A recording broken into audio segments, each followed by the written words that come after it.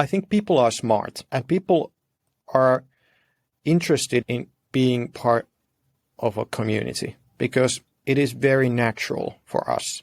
It is more natural than the corporate structures that we have nowadays. So building a community is something that people want to do. People want to belong somewhere. So let's use that. And I would hope that business would become more humane and more natural.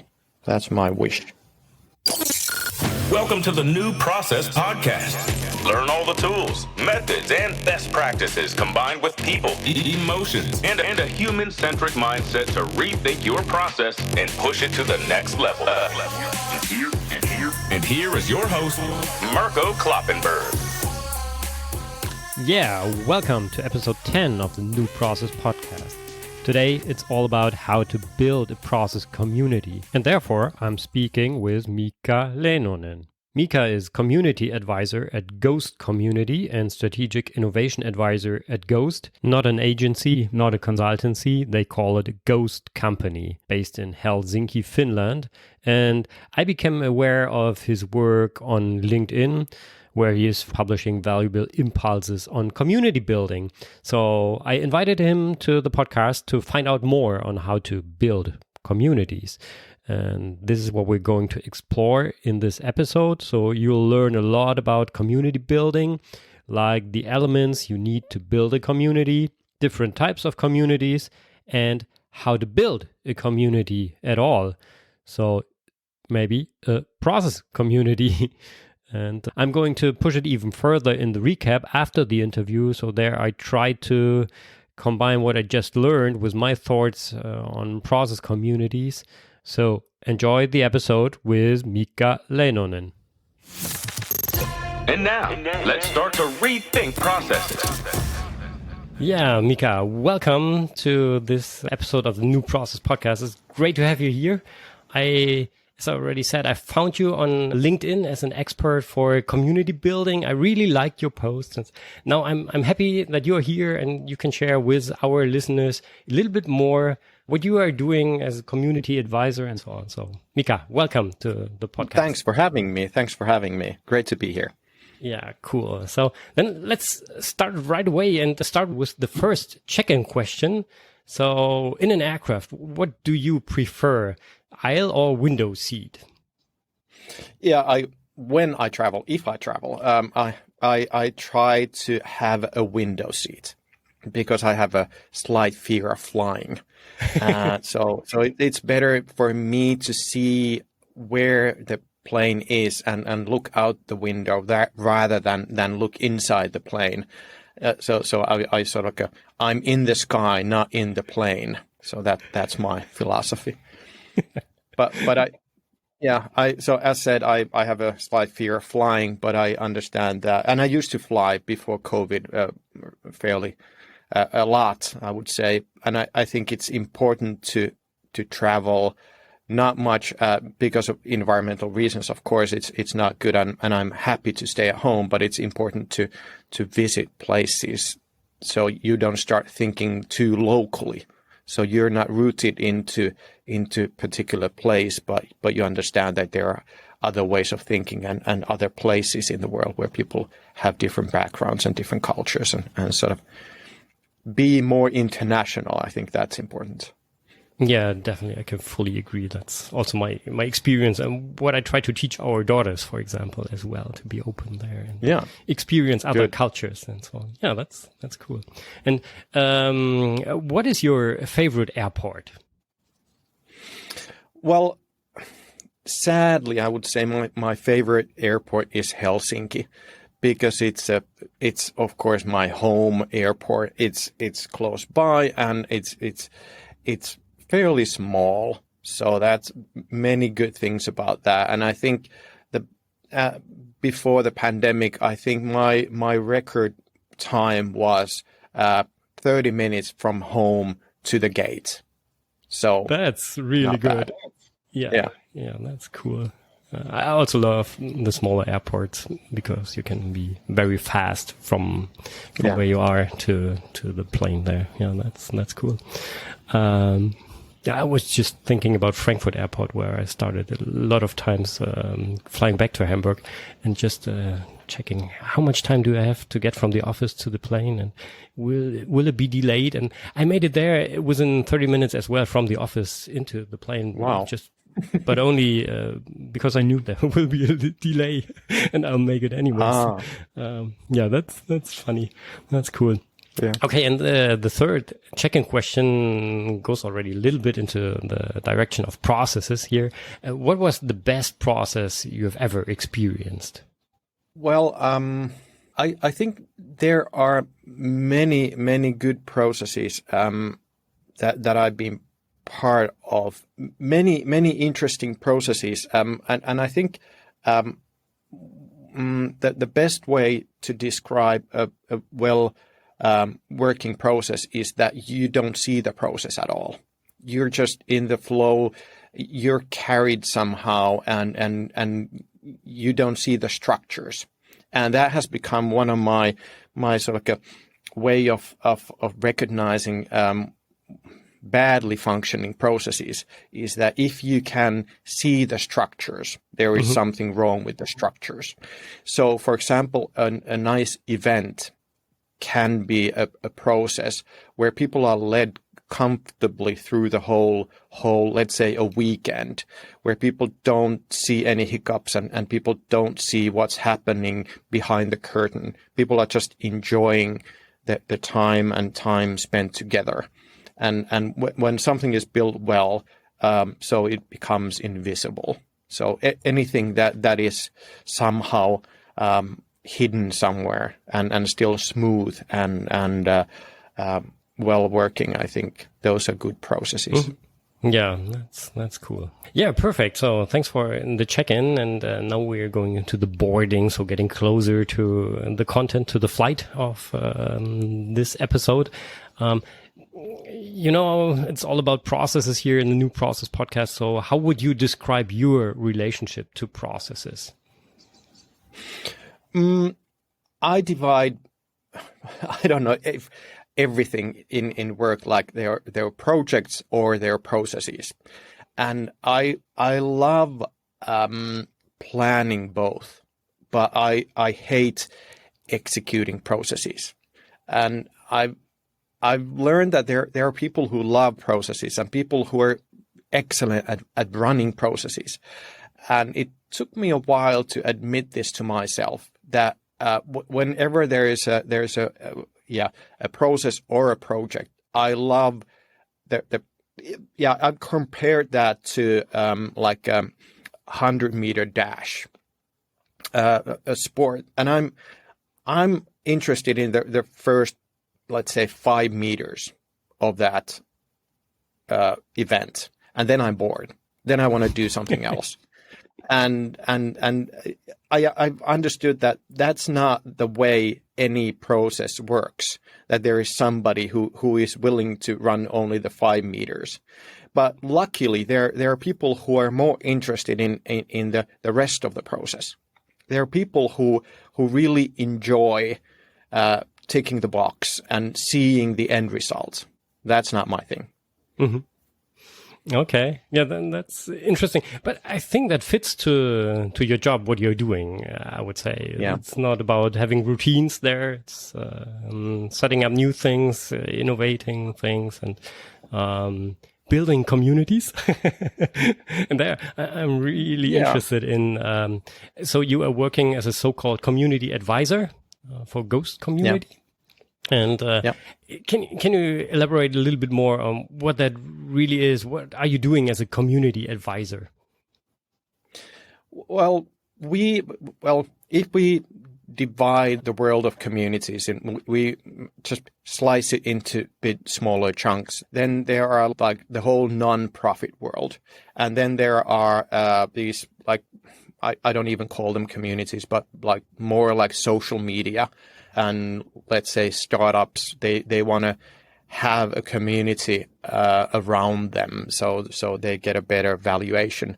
But for us, we see community as something that is in the corporations. We see that to be very interesting. How can we transform the way corporations work, like internally or with their partners, their stakeholders, with their clients, and how can we help them form communities and change the mindset from top down and from this siloed way of working. So that's our area of business and interest. Okay. Can you give an example of a specific community and how you are supporting the organization to build and develop that community? Well, let's take an example of an internal a process. Let's say there's a company who want to renew their strategy. And how do they do that? They can do it by having management retreats and start from there. And they can hire consultants to do that, to help them with the strategy and keep it in a small circle of people. And then they need to somehow bring it to the whole organization. And that's sort of the old way of working. And what we're promoting is that how can we involve everybody in the process? How can we bring people to the same table and give everybody a voice? And that is somehow, somebody might call that co-creation, but we want to call that like a community approach to strategy building. And then how do we apply that strategy? Of course, then the same works here. We want to bring people together and explore the ideas. How will this affect our team? How will this affect my work? How should we work together? And how should we change the ways of working in the company based on the strategy that we have built together? So we don't want to break the silos, but we want to create more flexible organisms on top of the silos.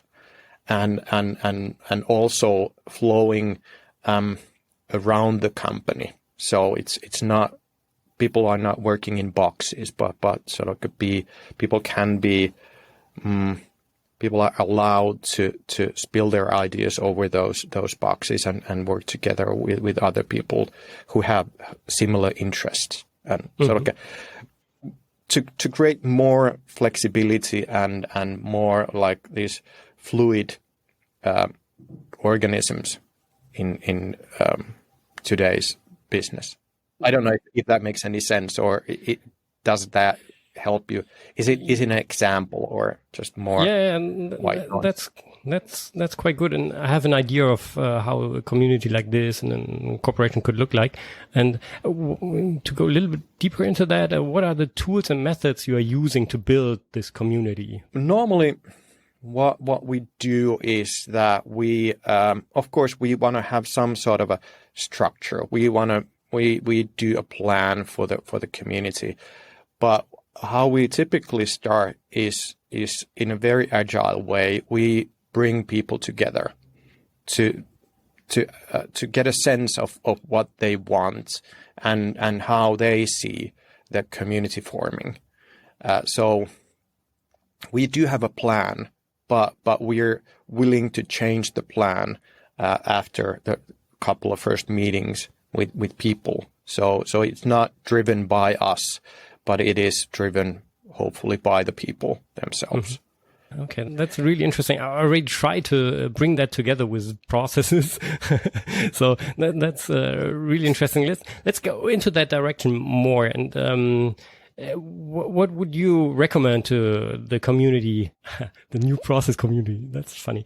Out there to rethink process. What are your, I would say, 3 top recommendations to rethink processes based on your experience as a community advisor? Well, we have a basic structure where we think like, what are the needs of the people? Like, why are they there? What do they want? And of course, people want to do a good job. People want to somehow get things done. And there are people want to learn new things. And there are these fairly small things, but we need to understand what they are, because people, in the beginning, at least, people don't want to be part of a community. People want a shortcut. People they want something for themselves. We need to understand what that is. And after that, we need to understand how can we build some trust between people. And when we have this trust, people start sharing. And then we have sort of the basic components of maybe not already a community, but anyway, a functioning network of people. That the network is providing value for individuals, and there is enough trust that people are willing to share. And that's sort of we get the ball rolling from there. And that is the basis of any community. And from that, if we go further, then we need to have the sense of ownership. People need to somehow recognize that I can influence this. I can guide this process. I have power. So people have the sense of ownership in the whole community. They're not just in the back seat, but they can do stuff. And I think what is sometimes missing is talk about the purpose.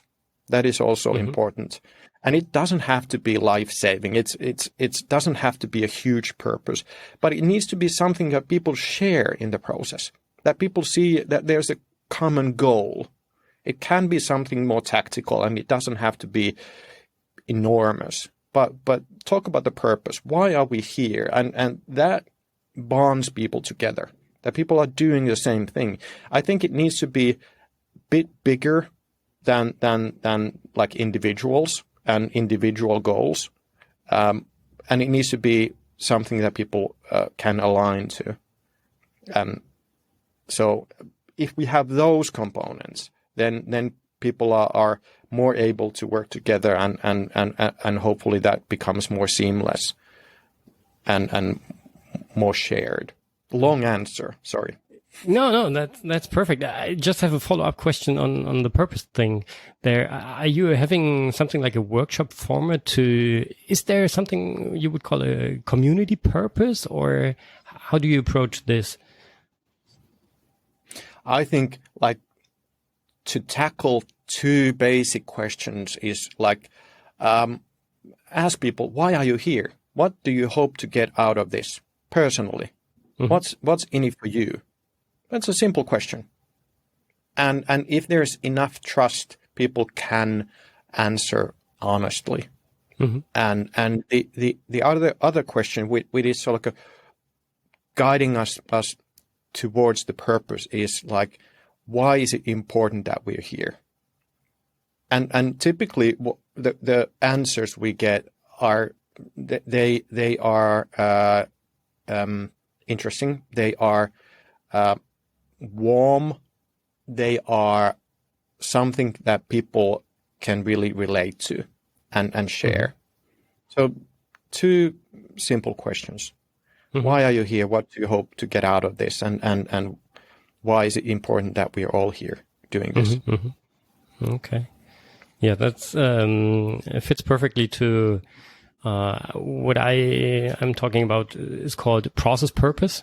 So that's the first phase of the new process lifecycle, where you as a process owner, so as the one leading a process community, and now we are getting closer to the deep dive process community questions, which I have on my list here.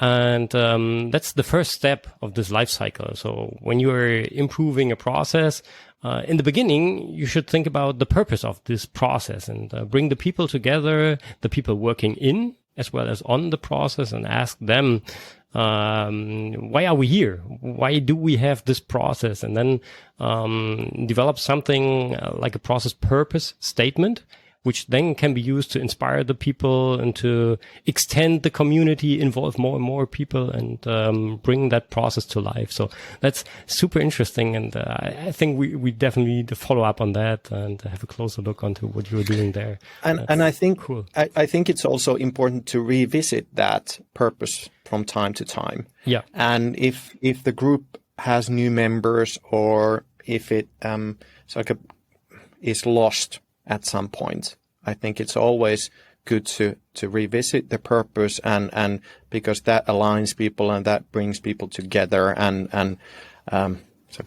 the small things are meaningless when you talk about the purpose. Yeah, absolutely. So it gives guidance for process execution when we're talking of processes here as well. So yeah, that's cool. And what I really would love to know what your recommendations are for building a process community. But before I'm going to ask you that, I think it makes sense to explain a little bit more about what I think a process community is. Yes. In my world, a process community would be all the people working in a specific business process. So like having in a larger organization, a worldwide recruiting process, and there is a so-called process owner, management person, which is accountable for the existence of this process in that organization, and also being responsible for improving that process, bringing in innovations, setting up new IT tools to hire people and so on, and then roll that out. Train the people working in the process, like the recruiters all around the world, so that they know how to use the tools, the methods, and even the process purpose. So why do we have this here, and how do we contribute to the organizational purpose? Just to give you one example.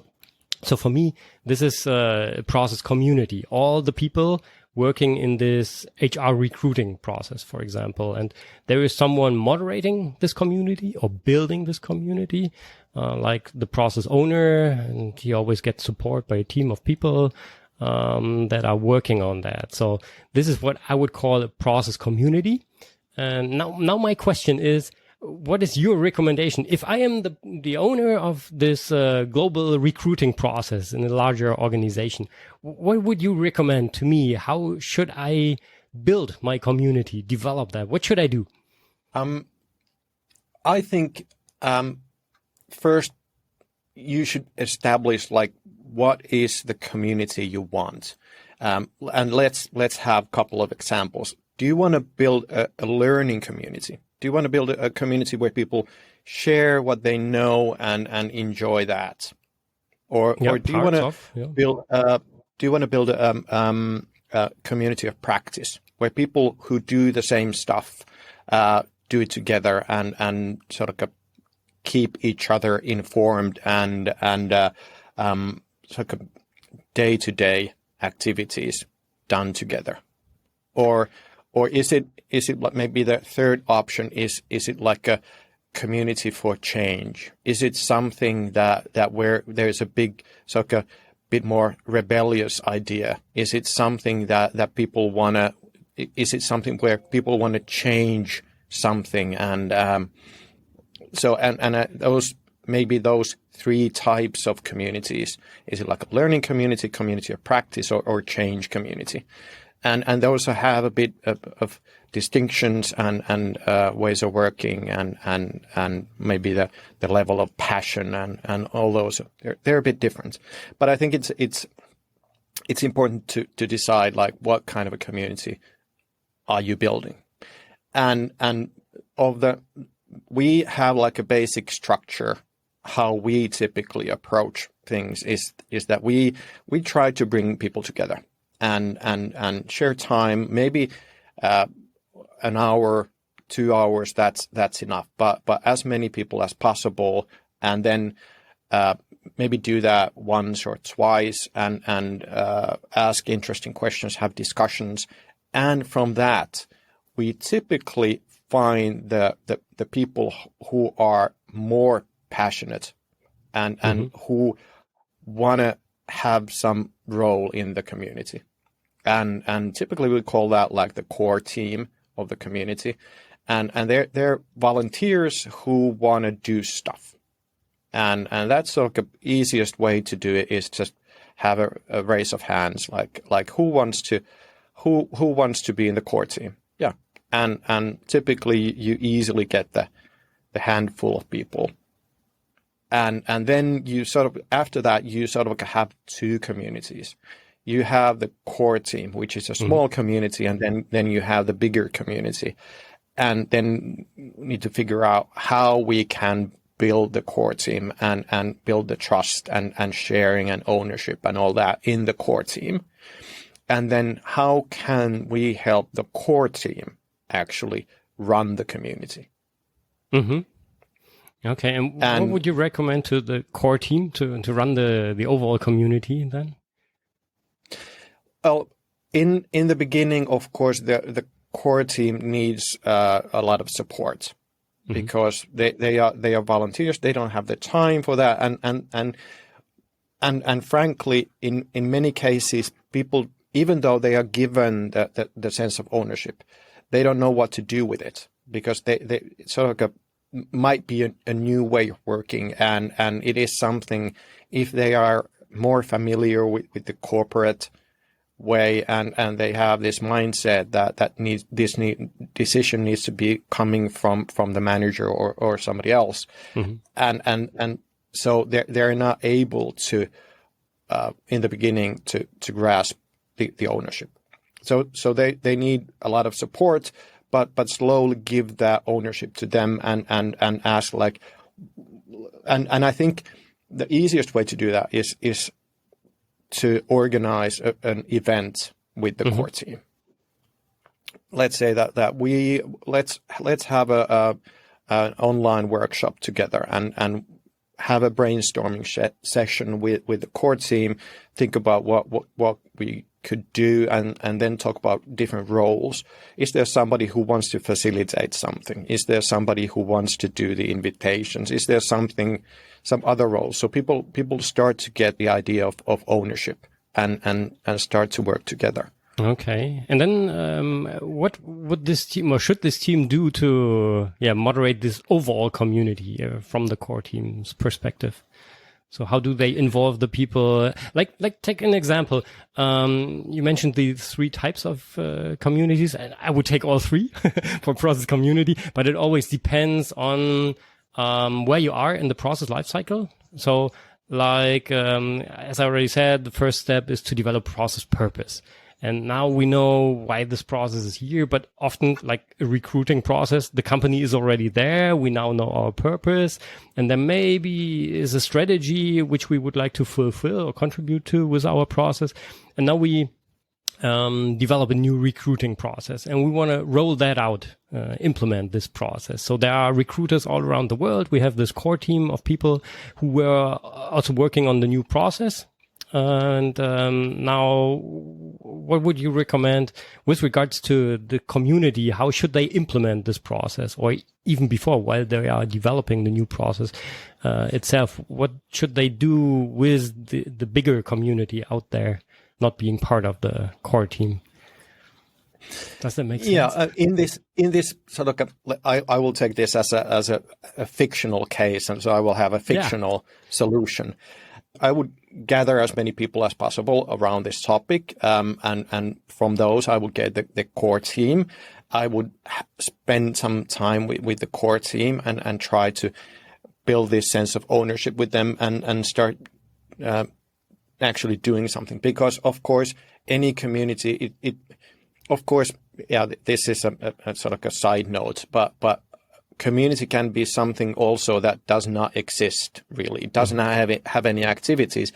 It can be only a mindset that you have, that you feel like you belong to something, and that is also a community. But let's set that aside.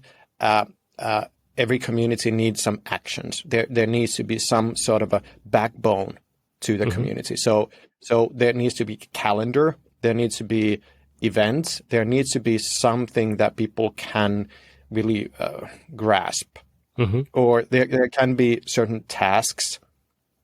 And for example, like the community can decide that we want to produce videos. We want to produce white papers. We want to do something, but there needs to be something. Those need to be somehow set and presented to the larger community. That this is what we're doing. This is the grid.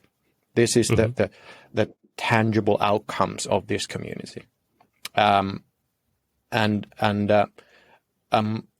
think with the core team, I would start planning how we congregate, how we get together, and in the core team, typically the core team is sort of like a change community. What motivates them is that they see that the world is not perfect, and they want to change it. And let's take this recruiting process. We will probably get in the core team people who see that it's a mess, and we have now this perfect solution, and we really need to implement this. So we will affect the lives of thousands of people or millions of people, and we need to get this done now because this is important. So that could be the key motivator for the core team, and then your job in the background is to help them fulfill that purpose and keep the fire going, and they will then sort of figure out what could be the motivator for the larger community. It probably is not the same, and maybe the larger community is more like a learning community. It is a community where you bring people to. In the beginning, it could be sort of like lectures, keynote speeches and all that, but that could be transformed into more discussions and sharing and learning from each other. So it doesn't have to start from like a community. It can start from events and something that really slowly builds up into more community type or network type of thing. Yeah. Okay. Bit of a maybe complex answer. Sorry. Yeah, but in the end, it's not that complex, or it's bringing the people together, working on a common thing, like a process, and improving that, and sharing the spirit, and that's super fascinating. Yeah, cool, great. Yeah. And what we are also offering for our corporate clients is this community management. That there is a paid person in the background taking care of the nitty-gritty small stuff and reminding people of things. And there's also, of course, a risk that this person becomes the leader of the community, and we want to avoid that. So they should not take the ownership of the community. They just should be there as a silent secretary, reminding people of their promises and keeping the schedules and all that. Yeah, and I already have a picture in mind how this would have looked like in my process, which I was working for a year ago, and how I would have used this support to moderate and build and continuously develop the community of the process I was working for. And that's super interesting. And I hope that our listeners have already first ideas how this could look like for their specific business process. Yeah, it could be any process in a company, like recruiting process, sales, production, whatever. Or even if the listeners are responsible for the operations of business process management, which is also a process in an organization, then they are also running a BPM community there, and could apply these ideas as well. And that's super fascinating, Miikka. Thank you for these insights. Just to sum it up, what would be your key message to the New Process Podcast listeners? What should they keep in mind to rethink processes based on what you just said? What's your key message there with regards to community building?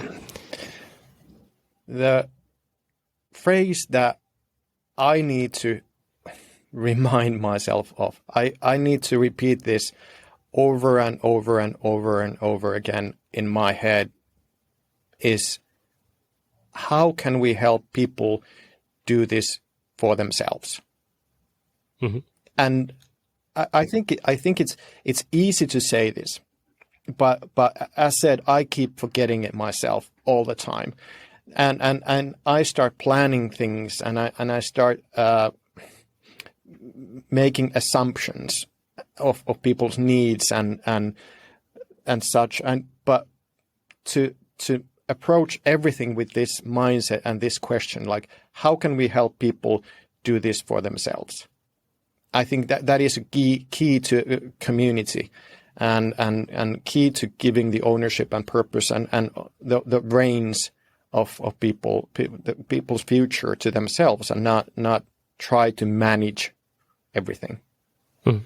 Okay, very good. Thank you for this advice. And if the people out there are interested to learn more about what you are doing, where can they go to? Where do they find you and what you are doing?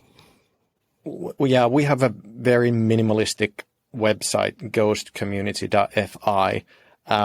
We don't want to invest our time into that because we suck at that. But you can find me on LinkedIn. Either follow or connect with me. I'm happy to happy to meet new people and happy to interact on LinkedIn. That's basically I think my favorite medium now. So find me and let's connect. Yeah, perfect. I'll put the link to your profile into the show notes so Thanks. You can easily find you there. And finally, before we land the aircraft on this episode, looking into the future, what would be your recommendation to the listeners as well as to me? Which other experts we should have a look at, into which method we should look into to rethink processes? There are new books coming out all the time about communities, so keep your eyes open. I think it is trending right now. There are new companies popping up with different approaches to this topic, and I think also exploring yourself, testing, figuring out what could work in your business and your work. I think at least for me that is the most natural way, is to be very agile and start testing and develop your own methods and approaches. That's always been my thing. Mm-hmm. Okay, cool. Thank you. And I think we already landed this episode. Ooh. But before we get out of the aircraft, is there anything I have missed? Is there something you would like to share with the listeners in addition to what you just said?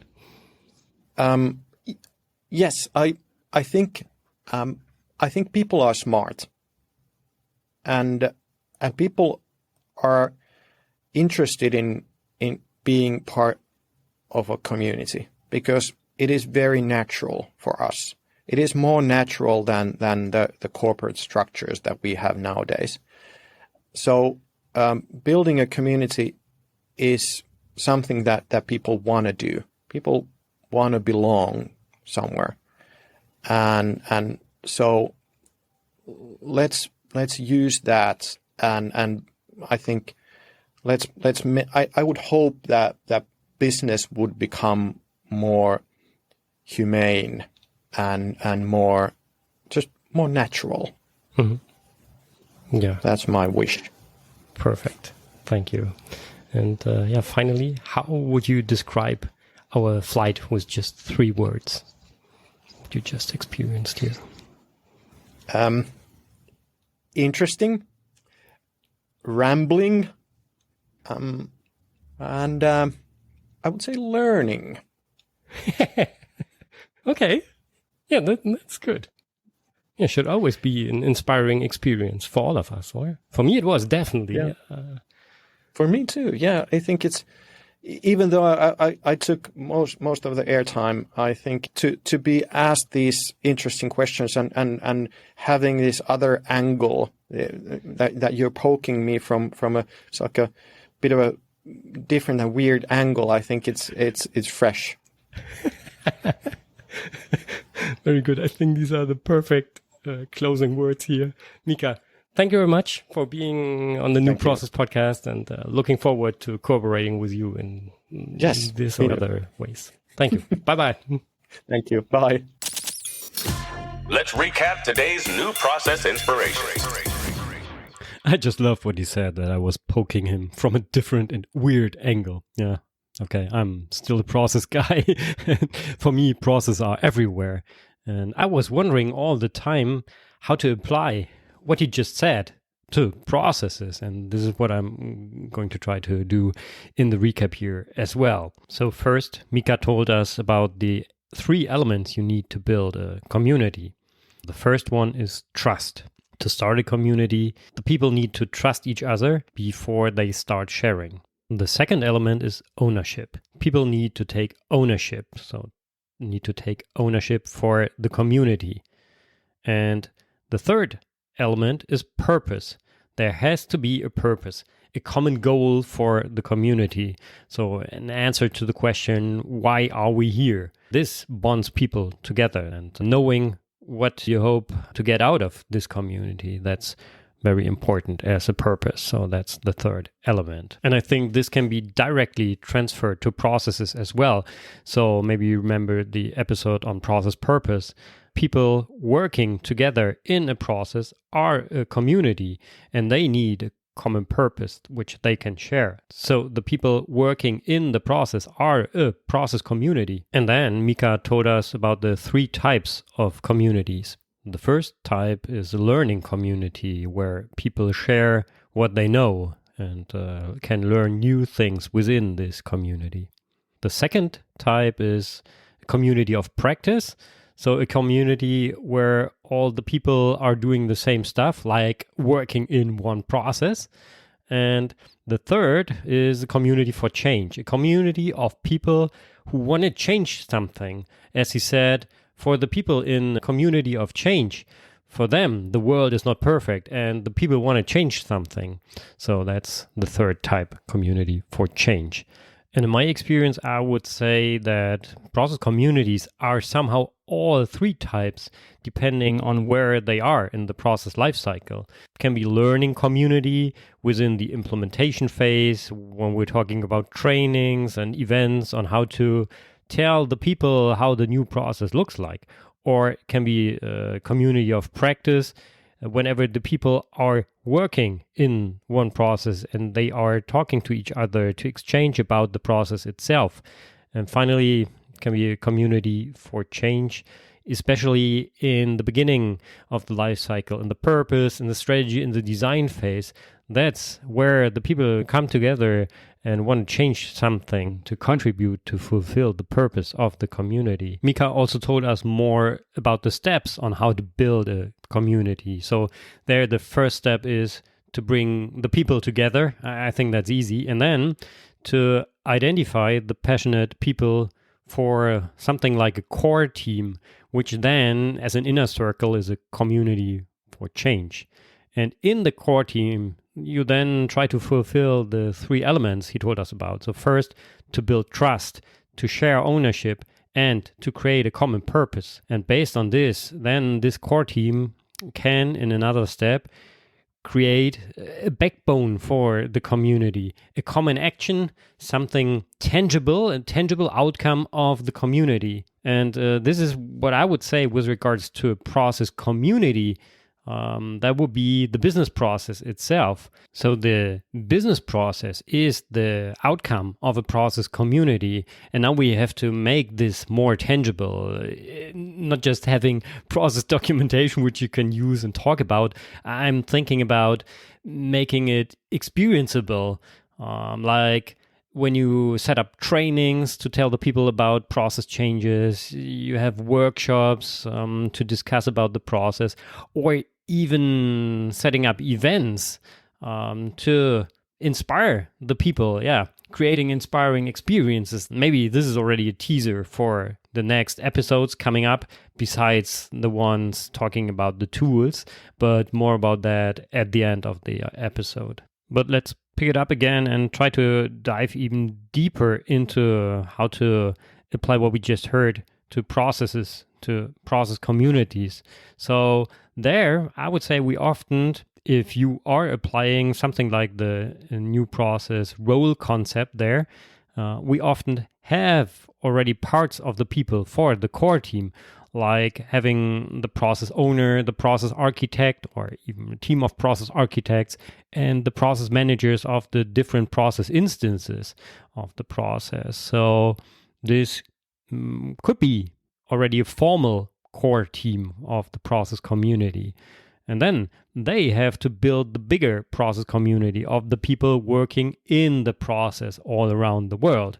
So it's the core team, or the task of the process owner, the process architect, and the process managers within the purpose phase, the strategy phase, and the design phase to build this idea of the community and then roll it out and implement that by establishing trainings or holding workshops or even bigger events like simulations or business games. And in the wrap up, after the interview, Miikka already warned me that these formal structures of having a process owner and process architects and process managers assigned can be a little bit difficult compared to informal structures. So keep in mind that process owners, process architects, and process managers from a formal team may be a little bit different with regards to passion and motivation.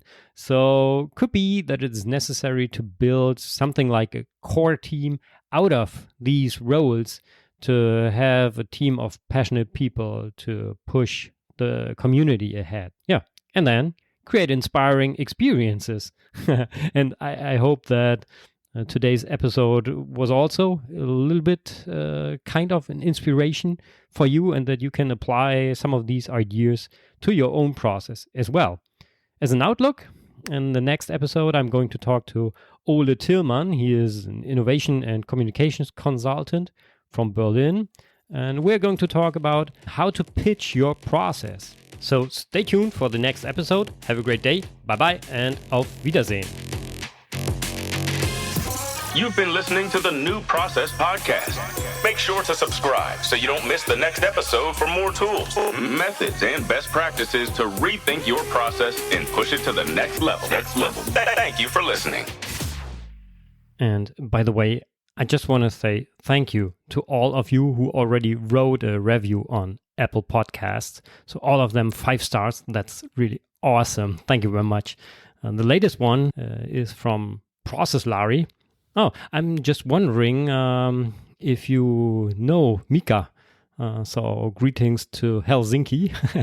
And Larry wrote a very informative podcast where real domain experts discuss the future of business process management without the usual sales pitches and software hype. Yeah, thank you, Larry. Oh, I hope I pronounce your name in the right way.